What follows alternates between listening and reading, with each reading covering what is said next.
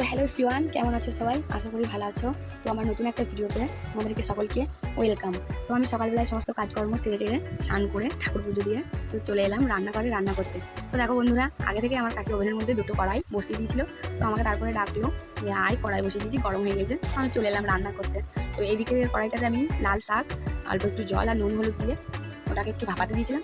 আর এদিকে দিয়েছি ভাজাগুলো করবো বলে অল্প একটু সাদা তেল দিয়ে দেবো কড়াইয়ের মধ্যে। তো দেখো, তোমাদের সাথে কথা বলতে বলতে আমার নুন হলুদটা তো দেওয়া হয়ে গেল। তারপরে আমি ঢাকনা দিয়ে ঢেকে দিলাম। তো বন্ধুরা, তোমরা আমাদের মতো কি বৃহস্পতিবারে নিরামিষই খাও? প্লিজ কমেন্ট করো কিন্তু। তো দেখো, আমি তেলটা দিয়েই দিলাম। আর হ্যাঁ, আমরা শুধু বৃহস্পতিবার না, আমরা শনিবারতেও নিরামিষই খাই। এই সপ্তাহে মাত্র 2 দিন আমাদের বাড়িতে নিরামিষই রান্না হয়। তো দেখো, এইদিকে আমি 2 রকম জিনিস ভাজবো, উচ্ছে আর ঢ্যাঁড়স। তো তার জন্য আমি ঢ্যাঁড়স আর উচ্ছের মধ্যে অল্প পরিমাণ লবণ আর হলুদ গুঁড়োটা ভালো করে মাখিয়ে নেবো। তো তোমরা কি উচ্ছে ভাজা খাও? উচ্ছে ভাজা তো অনেকেই খায় না তেতো বলে। তো দেখো, আমার মাখানো হয়েই গেল প্রায় এটা। তো এই গরমের মধ্যে হালকা হালকা উচ্ছে ভাজা খেতে কিন্তু মন্দ লাগে না, বেশি লাগে, তাই না বন্ধুরা? তো দেখো, কথা বলতে বলতে আমার সব খুব ভালো করে মাখানো হয়ে গেল। তো ওইদিকে আমি প্রথমে ঢ্যাঁড়সগুলোকে ভেজে নেবো, তো তারপরে আমি উচ্ছেগুলোকে ভেজে নেবো। তো এদিকে দেখো, আমার শাকটা ভাপানো হয়েই গেছে। আমি ঢাকনাটা খুলে দিলাম। তো আমি একটু নেড়ে আমি একটা ঝুড়ির মধ্যে শাকটাকে ভালো করে জল ঝরিয়ে নেবো। তো দেখতে পাচ্ছ আমার নাড়াচাড়া করা হয়েই গেছে। তো তোমরা কি লাল শাক খাও? অনেকেই তো পছন্দ করো না লাল শাক খেতে। লাল শাক আমার মোটামুটি সেরকম লাগে না ভালো, কিন্তু বাট কাকি এনেছে। তো এদিকে দেখো, তেল গরম হয়ে গেছে। তো তেলের মধ্যে আমি উচ্ছেগুলোকে ছেড়ে দিলাম। তো বন্ধুরা দেখো, এদিকে তেলটা গরম হয়ে গেছিলো। তো আমি তেলের মধ্যে ঢ্যাঁড়সগুলোকে ছেড়ে দিয়েছি। তো ঢ্যাঁড়সগুলো তখন এদিকে ভাজা হতে থাকুক। তো ততক্ষণ শাকটাকে আমাকে সম্বরতে হবে। তো তার জন্য আমি কড়াইটাকে ভালো করে ধুয়ে আমি আবারও ওভেনের মধ্যে বসিয়ে দিলাম। তো কড়াইয়ের মধ্যে আমি অল্প একটু সর্ষে তেল দিয়ে দেবো। এবং যেহেতু আজকে নিরামিষই, তো সেই জন্য বড়ি বা পাঁচফোড়ন দিয়ে শাকটা বানাবো, রসুন তো দেওয়া যাবে না। তো ওই জন্য আমি প্রায় 4-5টা মতো বড়ি নিয়েছিলাম, মটর ডালের বড়ি। তো ওটাকে ভালো করে ভেজে নিলাম, দেখতেই পাচ্ছ তোমরা। তো বড়িটা আমার ভাজা হয়ে গেছে। তো তার মধ্যে আমি ফোড়ন হিসাবে দিয়ে দিয়েছি 5 ফোড়ন আর একটা শুকনো লঙ্কা। তো ওর পরে আমি সেই জল ঝরিয়ে রাখা শাকটাকে দিয়ে দিলাম। তো আর এর মধ্যে আর কিছু একটু দেবো না, বেশিরভাগ ওই। তো বন্ধুরা দেখো, আমি শাকের ওপরে সেই ভেজে রাখা বড়িগুলো দিয়ে দিলাম। আর সামান্য পরিমাণ একটু চিনি দিয়ে দেবো। তাহলেই বাস কমপ্লিট শাক রান্না, আর কিছু লাগবে না এখন। তো শাকটা আমি দেখতে পাচ্ছি বড়িটা দিয়ে নাড়াচাড়া করে নিলাম।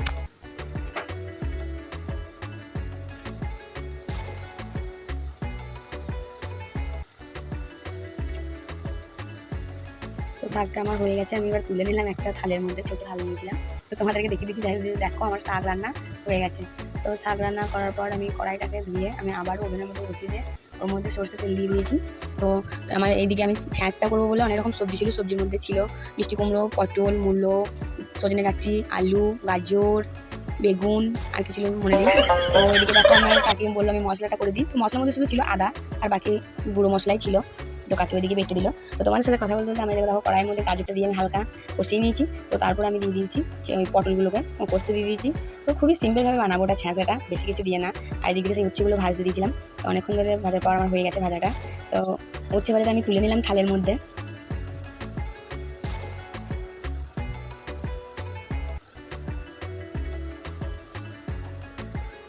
তো এইদিকে দেখো, আমি আলুটা ঝুড়ির মধ্যে ছিল বলে আলুটার মশলাটা কাকি ডাকলো, নিতে এলাম। তো যেন আমাদের ঝুড়িটাকে তোমরা দেখেছো, আমাদের বাড়িতে ইন্দুর সোনা আছে। সেই ইন্দুর সোনাতে আমাদের ঝুড়ির মধ্যে জানলা করে দিয়েছে, দেখতে পাচ্ছ তোমরা।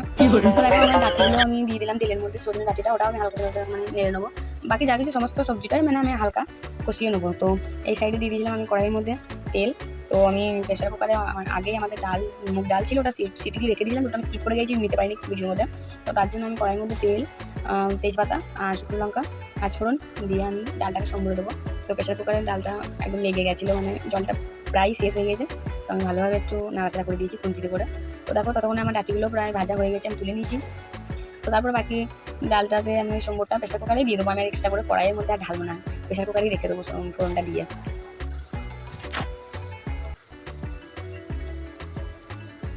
বাবারে, আমার মুখটা দেখো গরমের মধ্যে কী যে হচ্ছে, কি বলবো। এই গরমে রান্না করা কী যে কষ্ট, কিন্তু রান্না করতে অতটা বেজার লাগে না, ভালোই লাগে। তো আমি আবার মূলগুলোকে দিয়ে দিলাম তেলের মধ্যে, ওটাকেও হালকা করে কষিয়ে নেবো। তো ডালটার মধ্যে অল্প লবণ আর হলুদ দিয়ে দিলাম, আর সামান্য একটু চিনি দিয়েছিলাম, যাতে মিষ্টি আর নুন ব্যালেন্সটা একদম ঠিক থাকে।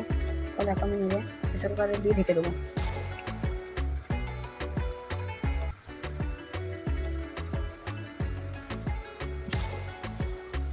দেখতেই পেলে রান্না করতে ভালো লাগছিল, আমি বললাম না, তার জন্য গল্প করছিলাম, মনুষ্যকে আর হাসছিলাম আর রান্না করছিলাম। কিন্তু গরমেই যে একটু কষ্ট ছিল, আদার্স কিছু মনে হয় না। বেজার লাগলে হয়তো মুখে হাসিটা থাকতো না রান্না করতে। হেসে বেশি রান্নাটা করছিলাম আর গল্প করছিলাম আমার ক্যামেরাম্যানের সাথে আমি। তো এইদিকে আমি কড়াইয়ের মধ্যে কুমড়োটাও দিয়ে দিয়েছি, ওটাকেও কষিয়ে নেবো।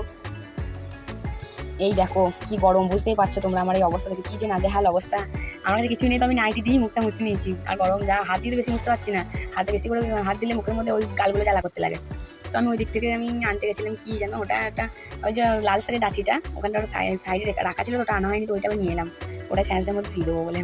ভাববে হয়তো আমরা কি কিপটে না, শাকের কিছুই ফেলছি না, কি ঘাস পাতা খাচ্ছি।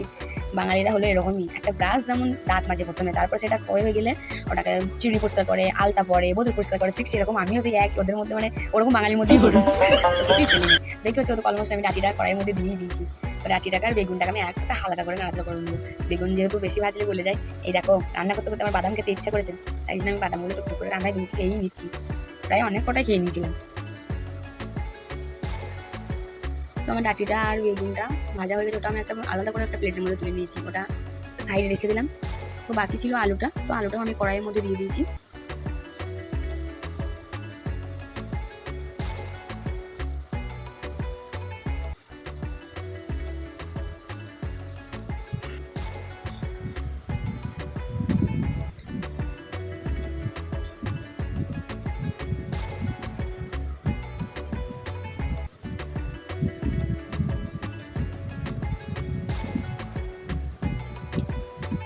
তো দেখো বন্ধুরা, আমার ওভেন ক্লিন করা হয়ে গেছে এবং আমি চলে এসেছি এবার ঝাড়ু মাসি হতে, হাতে ঝাড়ু নিয়ে হাঁড়িতে চলে এসেছি।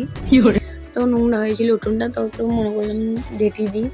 তো ঝেঁটি দেওয়ার পর আমি বাসনগুলো মেজে নেবো। দেখো আবার ঝাঁট দিতে দিতে হাই করছি। ঝাড়ু মাসি বলছে হ্যালো বন্ধুরা। তো আমার ঝাঁট দেওয়া হয়ে গেছে, তো আমি এরপর ওই একটু বাসনগুলো মেজে নেবো। ঘষে ঘষে ঘষে ঘষে মাছ ধরো। তো মেয়েদের তো এই কাজ না, রান্না বান্না করে যে একটু ফ্যানের তলায় যে একটু আরাম করব সেটা হয় না। রান্না করো প্লাস কিচেনটাকে পরিষ্কার করো, আবার বাসন দাও। তো দেখো আমি বাসনগুলোকে এক একে মেজে নিচ্ছি। আমার বাসন মাজা প্রায় হয়েই গেল, আমি একটা করে গুছিয়ে নিয়ে আমি চলে যাব পুকুর পাড়ে ধুতে। তো আজকের মতো এখানেই বাই। ততক্ষণ সবাই সুস্থ থেকো, ভালো থেকো, টাটা বাই। দেখা হচ্ছে অন্য কোনো ভিডিও।